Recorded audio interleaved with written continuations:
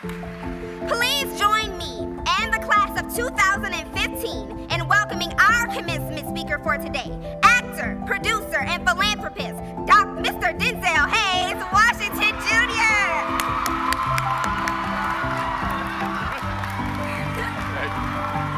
Thank you very much. Thank you.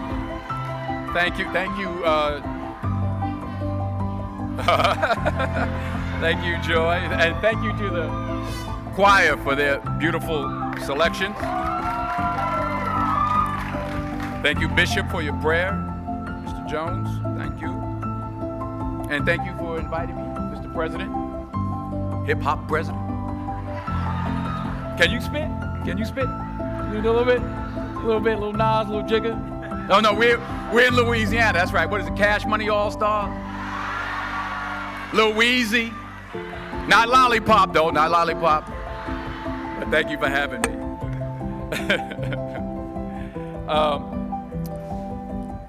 Let me take this moment to, first of all, wholeheartedly, I guess I can do this without my glasses. I can see. Maybe. Let me take this moment to wholeheartedly congratulate each and every one of you today. You graduated, you did it. You made it. Congratulations to you. And you did it all by yourselves. Nobody helped you. No, that's not. That's what I thought when I was young. I starting to really make it as an actor. I came in, I talked to my mother. I said, Ma, did you think that this was going to happen? I'd be so big and I'll be able to take care of everybody and I can do this and I can do that and I can. She said, boy, stop it right there. Stop it right there. Stop it right there. He said, if you only knew how many people that have been praying for you, how many prayer groups she put together, how many prayer cloths she gave me, how many times she splashed me with holy water to save my sorry behind, as she said it. She said, oh, you did it by yourself? I tell you what you can do by yourself. You can go outside, get a mop and a bucket and wash them windows. You can do that by yourself. Superstar. So I'm saying that to say I want to congratulate all the parents and friends and family and aunties and uncles and grandmothers and grandfathers and teachers and friends and enemies. All the people that helped you to get where you are today. Congratulations to you all. I'm gonna tell about 2-3 stories. I'm gonna keep it real short. I remember my graduation, speaker got up there, went on forever, blah, blah, blah, blah, blah, blah, blah, blah, blah. So I'm gonna keep it short. Number 1, put God first. Put God first in everything you do. Everything that you think you see in me, everything that I've accomplished, everything that you think I have, and I have a few things, everything that I have is by the grace of God. Understand that. It's a gift. 40 years ago, March 27th, 1975, it was 40 years ago, just this past March, I was flunking out of college. I had a 1.7 grade point average. I hope none of you can relate. I had a 1.7 grade point average. I was sitting in my mother's beauty shop. They still call it beauty shops now? What they call it now? Yeah, I was sitting in the beauty parlor. I was sitting in my mother's beauty parlor, and I'm looking in the mirror, and I see behind me this woman under the dryer. And every time I looked up, she was looking at me, just looking me in the eye. And I didn't know who she was, and I said, she said, somebody give me a pen. Give me a pencil. I have a prophecy. March 27, 1975. She said, boy, you are going to travel the world and speak to millions of people. Now, mind you, I was flunked out of college. I'm thinking about joining the Army. I didn't know what I was going to do, and she's telling me I'm going to travel the world and speak to millions of people. Well, I have traveled the world, and I have spoke to millions of people. But that's not the most important thing, the success that I had. The most important thing is that what she taught me and what she told me that day has stayed with me since. I've been protected. I've been directed. I've been corrected. I've kept God in my life and it's kept me humble. I didn't always stick with him, but he always stuck with me. So stick with them in everything you do. If you think you want to do what you think I've done, then do what I've done and stick with God. Number 2, fail big. That's right. Fail big. Today is the beginning of the rest of your life, and it can be very frightening. It's a new world out there. It's a mean world out there, and you only live once. So do what you feel passionate about. Take chances professionally. Don't be afraid to fail. There's an old IQ test, was 9 dots, and you had to draw 5 lines with a pencil within these 9 dots without lifting the pencil. The only way to do it was to go outside the box. So don't be afraid to go outside the box. Don't be afraid to think outside the box. Don't be afraid to fail big, to dream big. But remember, dreams without goals are just dreams, and they ultimately fuel disappointment.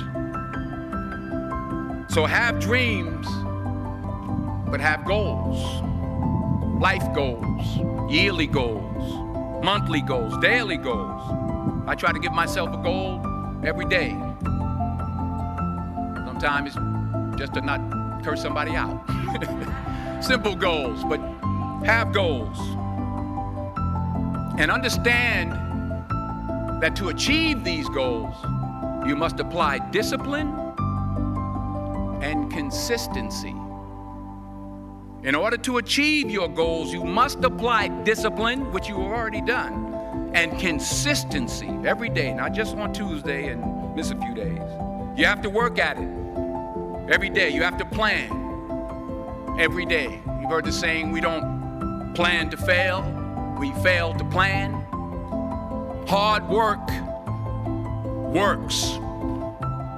Working really hard is what successful people do. And in this text, tweet, twerk world that you've grown up in, remember, just because you're doing a lot more doesn't mean you're getting a lot more done. Remember that. Just because you're doing a lot more doesn't mean you're getting a lot more done. Don't confuse movement with progress.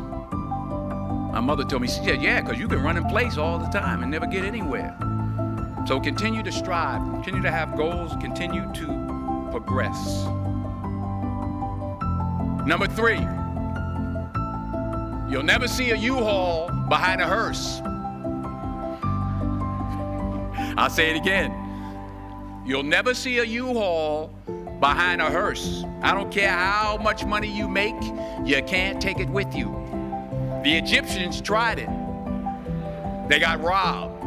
That's all they got. You can't take it with you. And it's not how much you have. It's what you do with what you have. We all have different talents. Some of you will be doctors, some lawyers, some scientists, some educators, some nurses, some teachers. Yeah, okay. Some preachers. The most selfish thing you can do in this world is help someone else. Why is it selfish? Because the gratification, the goodness that comes to you, the good feeling that I get from helping others, nothing's better than that. Well, one or two things, but nothing's better than that. Not jewelry, not big house I have, not the cars, but it's the joy. That's where the joy is, in helping others. That's where the success is, in helping others. Finally, I pray that you put your slippers way under the bed tonight, so that when you wake up in the morning, you have to get on your knees to reach them. And while you're down there, say thank you for grace Thank you for mercy. Thank you for understanding. Thank you for wisdom. Thank you for parents. Thank you for love. Thank you for kindness. Thank you for humility. Thank you for peace. Thank you for prosperity. Say thank you in advance for what's already yours. It's how I live my life. That's why I am, one of the reasons why I am today. Say thank you in advance for what is already yours. True desire in the heart for anything good is God's proof to you sent beforehand to indicate that it's yours already. I'll say it again.